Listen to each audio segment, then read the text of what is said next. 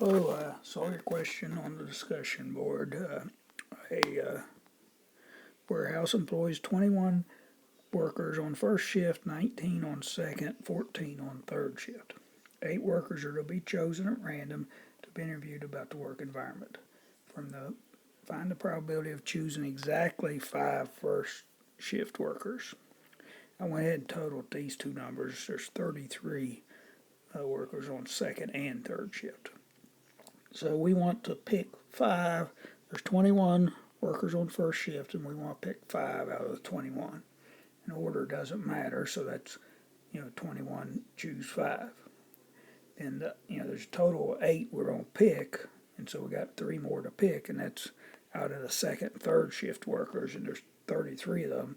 So 33 choose 3. You want to pick 3. Then you want to multiply, and that'll give you the numerator. And the denominator is all possibilities, so you got to add 33 and 21. That gives you 54 workers total, and you're going to choose 8 of them. So I guess you put that in a calculator. It looks like you got this one correct. You must come up with this number here. Hope this helps.